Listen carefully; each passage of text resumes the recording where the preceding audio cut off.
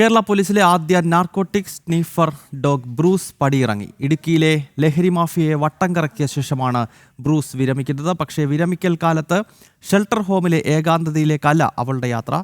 സംരക്ഷകനായ civil police officer Ranjith മോഹനൊപ്പം തൊടുപുഴയിലെ വീട്ടിലാണ് ബ്രൂസിന്റെ വിശ്രമജീവിതം.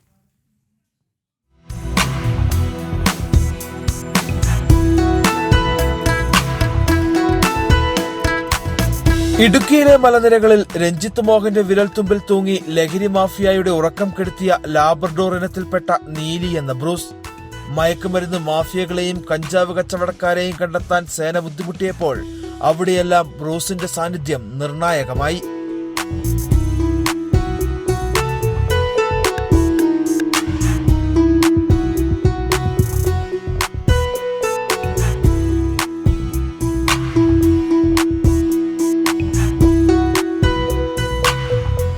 ാണ് നമ്മൾ ബ്രൂസിനെ എടുക്കുന്നത്. അതിനുശേഷം 2015 ജൂലൈയോടുകൂടി നമ്മൾ കേരള പോലീസ് അക്കാദമിയിലെ STTs സ്റ്റേറ്റ് ഡോഗ് ട്രെയിനിങ് സ്കൂളുണ്ട്.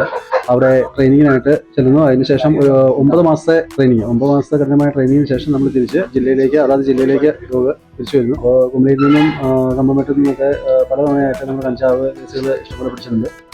2015 ഏപ്രിലിലാണ് ലാബിനത്തിൽപ്പെട്ട 3 മാസം പ്രായമുള്ള ബ്രൂസ് ശ്വാനസേനയുടെ ഭാഗമായത്.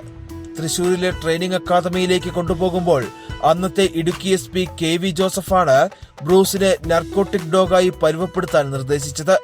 അന്നു മുതൽ സിവിൽ പോലീസ് ഓഫീസർമാരായ രഞ്ജിത്തും ജെറി ജോർജും ബ്രൂസിനൊപ്പമുണ്ട്. പരിശീലനം പൂർത്തിയാക്കി തിരികെയെത്തി 11 വർഷത്തെ സേവനത്തിന് ശേഷം ബ്രൂസ് വിരമിക്കുമ്പോൾ അവളെ ഷെൽട്ടർ ഹോമിലെ ഏകാന്തതയിലേക്ക് പറഞ്ഞയക്കാൻ സംരക്ഷകനായ രഞ്ജിത്തിന്റെ മനസ്സ് അനുവദിച്ചില്ല. പിന്നീട് അവളെ ഒപ്പം കൂട്ടാനുള്ള നെട്ടോട്ടത്തിലായിരുന്നു രഞ്ജിത്ത്. ബ്രൂസിന്റെയും രഞ്ജിത്തിന്റെയും സ്നേഹം കണ്ടില്ലെന്ന് നടിക്കാൻ സേനയ്ക്കുമായില്ല. കടമ്പകൾ ഏറെ കടന്ന് അവസാനം ബ്രൂസ് രഞ്ജിത്തിന്റെ കൈകളിൽ തന്നെ എത്തി. ഒരുപാട് അഭിമാനമുള്ള ഒരുപാട് കാര്യങ്ങൾ നമുക്ക് ഡ്യൂട്ടിക്കിടയിൽ സംഭവിച്ചിട്ടുണ്ട്. നമ്മൾ പല ഡ്യൂട്ടിയിലും യാതൊരു പ്രതീക്ഷയില്ലാത്ത പല ഡ്യൂട്ടികളും ഡോഗിന്റെ കപ്പാസിറ്റി കൊണ്ട് മാത്രം തെളിയിക്കപ്പെട്ട നിരവധി കേസുകളുണ്ട്. അതൊക്കെ ഓർക്കുമ്പോൾ വളരെ അഭിമാനകരമാണ്. പിന്നെ 2 തവണ നമ്മൾ സ്റ്റേറ്റ് മീറ്റിൽ പാർട്ടിസിപ്പേറ്റ് ചെയ്യും.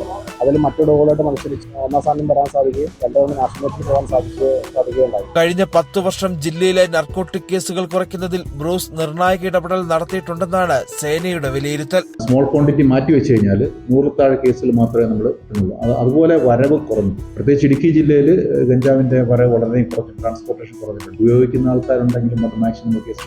ഇതിലൊക്കെ ഈ കൺസിഡറബിൾ റിഡക്ഷൻ കഴിഞ്ഞ 10 വർഷം ഇടുക്കി ജില്ലയിൽ ഉണ്ടാകുന്ന പ്രധാന ഒരു കാരണം ഈ സ്നിഫർ ഡോഗിന്റെയൊക്കെ വർക്കുകളാണ്. പോലീസിന്റെ കാര്യക്ഷമത കൂടാതെ ഇവരുടെ ഒരു വർക്കുകൾ, ഇവരുടെ ഹെൽപ്പ്, നീലിയുടെ ഹെൽപ്പ് വളരെ വിലമതിക്കാനാവാത്തതാണ്. ഇടുക്കി AR ക്യാമ്പിൽ നിന്നും ഔദ്യോഗിക ബഹുമതികൾ ഏറ്റുവാങ്ങിയാണ് ബ്രൂസ് മലയിറങ്ങിയത്. സേവന കാലഘട്ടത്തിൽ അത്രയും ലഹരിക്കെതിരെ പോരാടിയ വേട്ടക്കാരൻ ഇനി തൊടുപുഴയിലെ രഞ്ജിത്തിന്റെ വീട്ടിൽ വിശ്രമിക്കും.